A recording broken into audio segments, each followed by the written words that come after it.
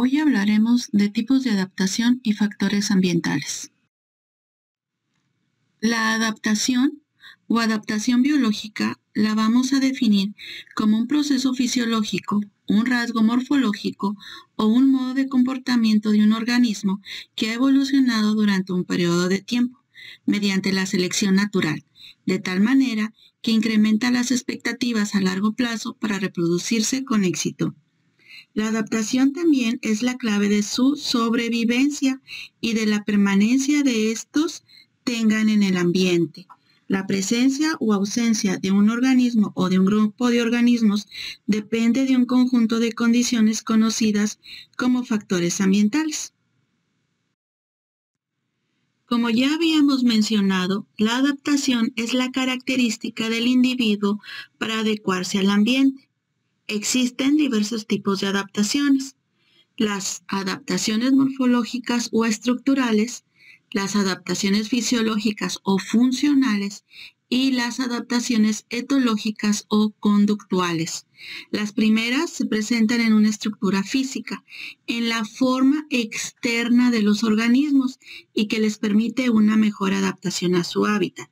Las segundas, que son las funcionales, son aquellas adaptaciones que tienen que ver con el metabolismo de los organismos vivos, en el funcionamiento interno de los diferentes órganos, que permiten de tal manera un cambio en el funcionamiento de estos para resolver problemas inmediatos con el entorno ambiental en el que se encuentran. Y las últimas, que son las conductuales, son aquellas o aquellos cambios que permiten al organismo adaptarse y los transmiten a sus descendientes para garantizar el éxito reproductivo y la supervivencia. Ahora hablaremos de las adaptaciones morfológicas o estructurales.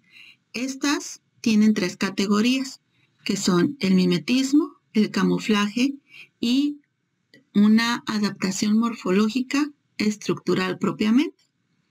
El mimetismo se refiere a las semejanzas que existen entre diferentes especies de animales y se pueden subdividir en mimetismo batesiano, mimetismo mulleriano y automimetismo. El mimetismo batesiano se refiere a dos o más especies que son similares en apariencia, pero solo una de ellas está armada con espinas, aguijones o químicos tóxicos, mientras que su doble aparente carece de estos rasgos.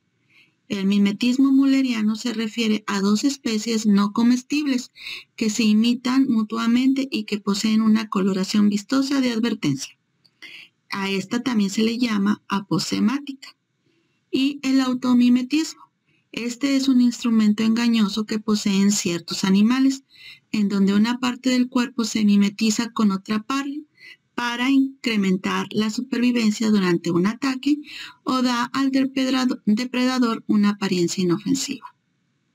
El camuflaje se refiere a una especie animal que se parece a un objeto inanimado, de la palabra francesa camoufler, que significa disfrazar.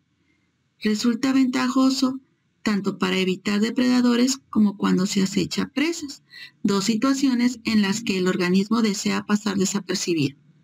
Y la última adaptación estructural, que son modificaciones que están relacionadas con la forma de sus organismos completos, por sus diferentes órganos o partes de sus estructuras. Estas estructuras anatómicas garantizan al individuo una relación más armoniosa con su ambiente. Hablaremos ahora de adaptaciones morfológicas estructurales. De antemano sabemos que una adaptación morfológica se presenta en la estructura física o en la forma externa de los organismos y se divide en tres, que es el mimetismo batesiano, el mulleriano y el automimetismo. El primer ejemplo del mimetismo batesiano podría ser la mariposa virrey y la mariposa monarca. La mariposa monarca presenta tóxicos que al ser ingeridos por un depredador causan vómito, lo cual la mariposa virrey emita solamente con la coloración de la mariposa.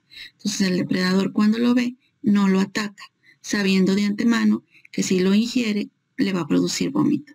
El segundo ejemplo de mimetismo batesiano es la serpiente coralillo y la falsa coralillo.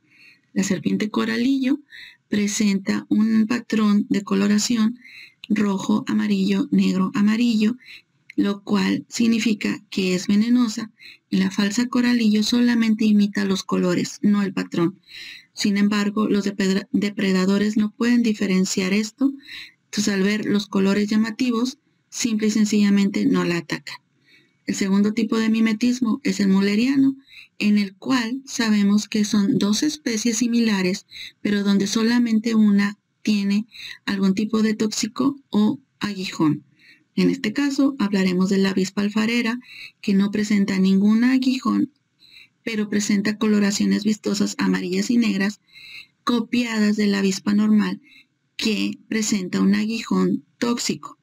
Entonces el depredador, cuando trate de atacarlas, al ver estos colores también, piensa que es una avispa. Y el último tipo de mimetismo es aquel donde un organismo copia la estructura morfológica de otra para defenderse. Por ejemplo, la oruga, que toma características de la cabeza de una serpiente. Cualquier depredador que lo vea pensará que es una serpiente y no se acerca. El otro ejemplo, muy socorrido, es el de la mariposa nocturna o palomilla, la cual, al abrir sus alas, presenta un par de círculos muy llamativos que a simple vista parecerían los ojos de una lechuza, lo cual espantaría a cualquier depredador. Ahora hablaremos de las adaptaciones morfológicas estructurales. Como ya sabemos, el camuflaje se refiere a una especie animal que se parece a un objeto inanimado, ya sea una roca, un tronco, la hojarasca del suelo o las ramas o follaje de un árbol. En el caso de la boa, se puede observar que el patrón de coloración que presenta su piel es muy similar a la hojarasca que se presenta en el suelo, permitiendo que ésta se pueda esconder fácilmente. El caso del insecto palo es otro de los ejemplos donde podemos ver que el organismo, cuando está siendo atacado, toma una posición inerte, recta, lo cual para el depredador le hace ver que es una rama más del entorno. Otro ejemplo podría ser el guepardo o chita. Esta tiene una coloración en el pelaje que permite que se confunda con el césped o maleza de su alrededor. Las adaptaciones morfológicas funcionales, como ya sabemos, son aquellas modificaciones que están relacionadas con la forma de sus organismos completos, por sus diferentes órganos o partes de sus estructuras. Un ejemplo es la jirafa. Ella presenta dos modificaciones estructurales visibles. La primera sería la longitud de su cuello. Debido a la competencia por alimento en zonas bajas, desarrolló una estructura que le permitiera alcanzar el follaje más alto, el cual no presenta una competencia para ella, lo cual le permite una supervivencia. También la jirafa presenta una modificación estructural en su lengua, siendo más gruesa su piel, lo cual le permite alimentarse de follajes que tengan espinas. Otro ejemplo es el oso polar. Presenta un pelaje en la parte inferior de sus patas, lo cual le permite un mejor agarre al momento de caminar sobre placas de hielo. Uno de los ejemplos que más es conocido es el de los pinzones o gorriones que habitan en las Islas Galápagos, descritas por Charles Darwin. Estas, al presentar competitividad por alimento en una isla pequeña, tuvieron que diversificarse. Dependiendo del alimento, sus estructuras del pico cambiaron. Hay pinzones que se alimentan de semillas, lo cual su pico es más corto, pinzones que se alimentan de fruto y pinzones que se alimentan de insectos. Estas permiten que sus características sean diferentes aun cuando pertenecen a la misma familia. Y el último ejemplo es el del camello o dromedario, que presenta una joroba en su estructura corporal que permite el almacenamiento del agua y le permite a sí mismo sobrevivir largo tiempo en el desierto sin tomar agua. El segundo tipo de adaptación es la fisiológica. Estos son cambios compensatorios que ocurren a corto plazo como respuesta a disturbios ambientales. Son aquellos que tienen que ver con el metabolismo del organismo y el funcionamiento interno. El organismo puede producir un cambio en su funcionamiento para resolver algunos problemas del ambiente, tales como el desarrollo de nuevos órganos, nuevas enzimas u hormonas para satisfacer una necesidad específica dentro del cuerpo, derivada del cambio en el entorno. Los herbívoros, por ejemplo, presentan en sus estómagos enzimas que degradan la celulosa de los vegetales que consumen, en contraparte de los carnívoros que no lo presentan.